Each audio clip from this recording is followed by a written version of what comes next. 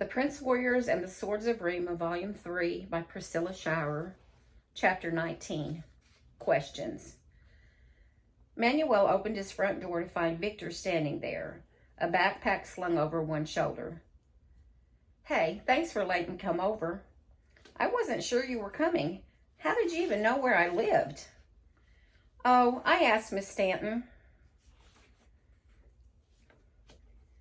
He brushed past Manuel and went into the house. "I like your house. Your parents' home?" "My dad is in his study. He doesn't like to be disturbed." Manuel shut the door quickly, startled that Victor would just walk into the house uninvited. He caught up and waved an arm toward the kitchen. "This way." He noticed that Victor was staring at the study door very intently, as if he could see right through it. Manuel shook the thought away. That was ridiculous. "Are you coming?" Victor suddenly turned to him, like he'd been in a trance. "Oh, sure. Aren't we going to your room?" "I thought there'd be more room in the kitchen." "Well, we might disturb your dad if we're right down the hall. Wouldn't want to do that." "You're right, I suppose," Manuel said. "Okay, we can go upstairs." Victor turned on his heels and sped up the stairs, taking them two at a time. Manuel hurried to follow him. They spent the next hour in Manuel's room discussing the parts of the atom. Manuel explained about protons and neutrons and electrons and their various functions in the atom, although he sensed Victor was not really listening. He looked around the room a lot, interrupting Manuel to ask about all the stuff he saw on the shelves. When he came across the Prince Warrior book, he pulled it down from the shelf and opened it. "I've got one of these," he said, flipping through the pages. "So you've been there, right, to a Hortoss?" "Don't worry. The girls told me you were Prince Warrior." Yes? Perhaps we should get back to studying." "Oh, man," Victor said, staring at the page in the book. "This is bad." "What's bad?" "This chapter," Victor said, pushing the science textbook aside to show Manuel a page of the book where a Prince Warrior had pierced a black dragon with his sword. The dragon lay on its side, the sword embedded in its belly behind its front leg. "This can't happen.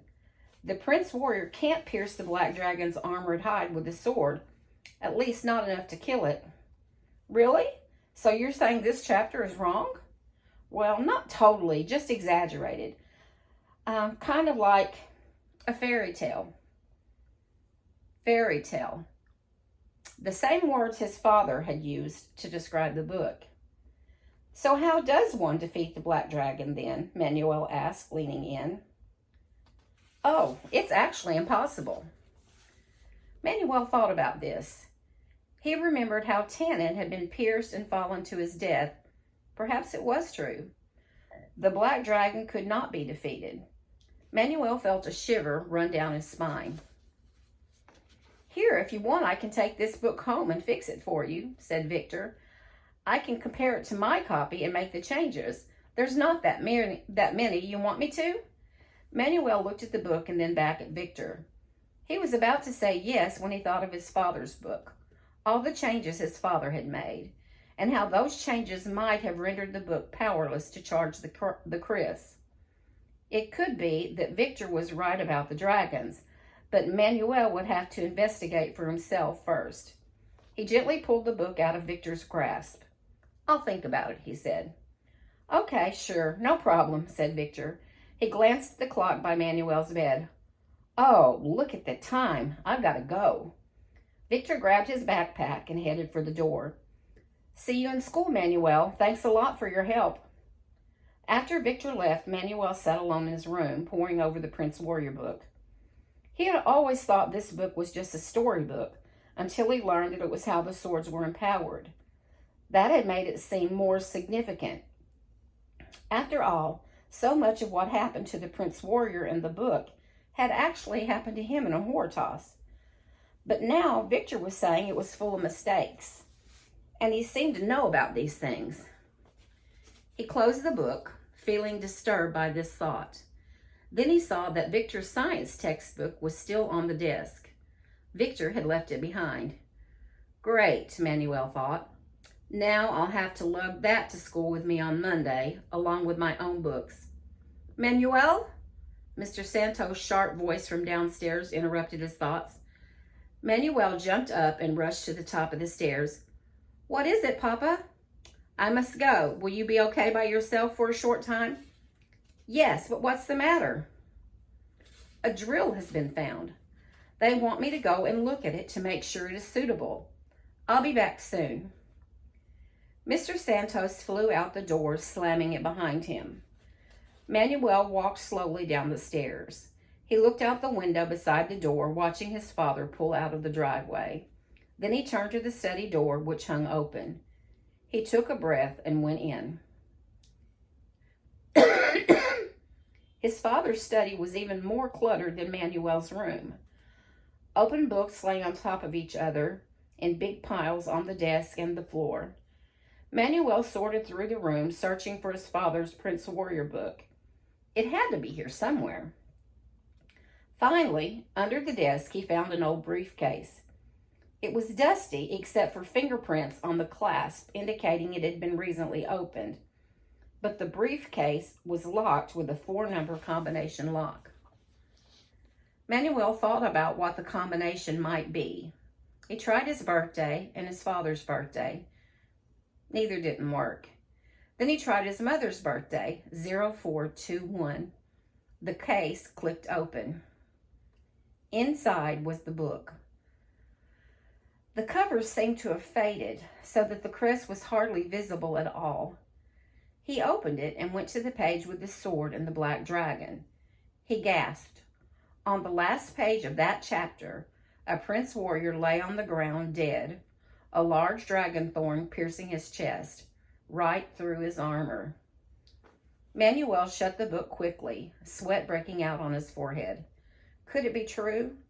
Was it possible that the armor wasn't as strong a protection as he thought? Suddenly, the window of the study blew open, letting in a blast of wind that sent the books and papers flying in all directions, crashing against walls, knocking down pictures. A storm? A tornado? There haven't been any reports about tornadoes, Manuel thought, covering his head as books and rocks from his father's collection hurtled toward him like missiles. He lay flat on the floor and tried to crawl toward the window, but the force of the wind was so great and the flying debris so dense he couldn't get anywhere near. So he lay still, keeping his arms over his head to protect himself. Wish I had my helmet, he thought. And then it stopped. As quickly as it had started, all was quiet. Manuel raised his head, then got to his feet. He stepped over the piles of debris to look out the window. Everything seemed calm, bathed in the late afternoon sun. But the study was in shambles. Manuel closed the window, wondering how he was ever going to set it all back where it was. It had been messy before, but he was certain his father knew exactly where everything was. Now, even Mr. Santos would have trouble finding what he was looking for in this chaos. Manuel sighed, put the Prince Warrior book back in the briefcase, and tucked it under the desk. He tried picking up rocks and papers and books, but gave up, knowing it was hopeless. He'd just have to explain to his father that the storm, or whatever it was, had blown open the window.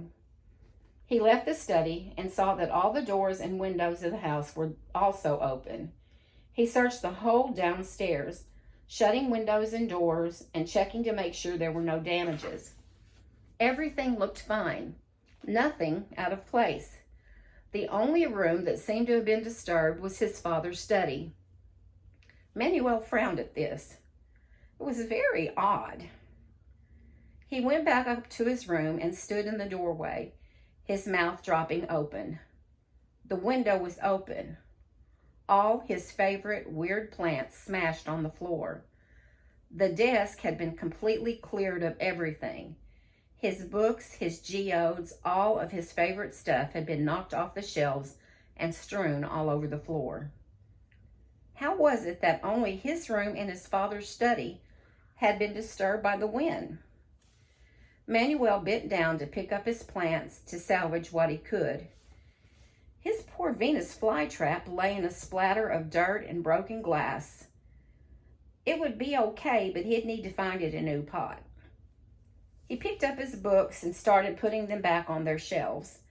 That's when he realized his Prince Warrior book wasn't there at all. It was gone. "My sword," Manuel said aloud, for his sword, which had been implanted in the back of the book on the sword page, was now gone too.